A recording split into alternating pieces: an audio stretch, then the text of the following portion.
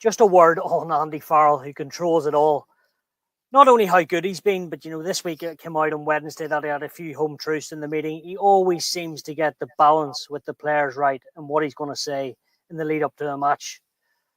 What makes him so good, Matt? And, he always seems to deliver in the big moments on whatever he says to the players, and then they go out. And he was scathing after last week from all accounts. Well, it's very interesting, Stu, because I did feel last week, and I did say it on our pod, I thought it was the worst performance from that team in a number of years, the first test. And it doesn't mean they're a million miles away, obviously they weren't. But they it's the little things that they usually do well, they did poorly. We've said it a lot. Just e.g. example, contesting for the ball in the air. At Farrell, if we wind back a little bit, Andy Farrell's biggest thing to me is his ability to learn as a coach. And if you go in as a coach, you say, I've got all the answers, I already know it all, you're a failure. You will fail. The game will bite you. You've got to go in and say, I'm a student of the game, I'm still learning.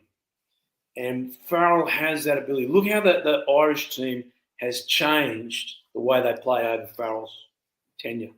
Look how successful they've been and how resilient they've been. They lost the first test in New Zealand, came back, won the series. Lost the first test in South Africa, came back. They have been incredibly resilient under Farrell. And I think his biggest strength is he is an excellent selector. You look at that team now. We go back to Quinny's point, which I completely agree with about James Ryan. His selection of Ryan to start, who hasn't started a big test for a while, he's been on the bench. He's had a lot of injuries. We know that since the World Cup.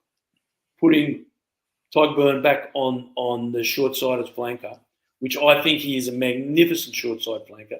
We've got so many good players. We don't in the back row, we don't know what to do with them. Putting Peter back to the bench. Yeah, drops his captain. And just saying, Peter, look, you might be a bit tired, mate. We'll bring you on. We've still got you. That's courageous to do that. To move your captain back to the bench is a courageous move. Now, look, his selections have been excellent.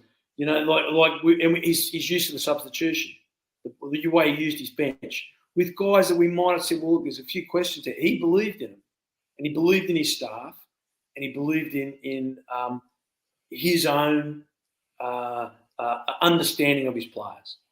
And his players love him. Like, when have we heard an Irish player that finishes their career or has come out and bag any of the coaches? They don't. They come and say, Peter Marty said, it's the most fun I've ever had as a player has been with Andy Farrell. Johnny Sexton, who's a pretty hard marker, saying how much he loved it. Farrell's got that balance right, and he's going to be the Lions coach, and a good Lions coach, because he just keeps saying, I've got to learn every day. And you know who he learns off? His staff and his players. Now, I think for all young coaches out there, Farrell's a great example. He is evolving. He's evolving. And if I twist it back a little bit, I don't want to criticise South Africa because they're a magnificent team.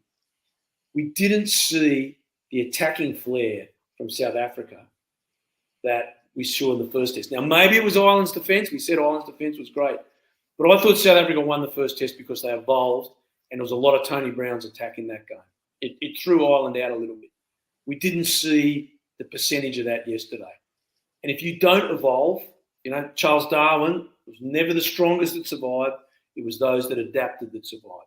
And the adaptation of that Irish team yesterday, minus a lot of good players, minus Mac Hansen, Jamison Gibson-Park, Hugo wasn't there, and Dan Sheehan's not there, it was minus a lot of players. They evolved and they grew.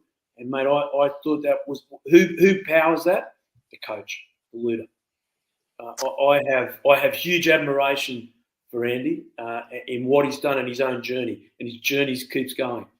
And that's good for Irish rugby. It's very, very good for Ireland and Irish rugby.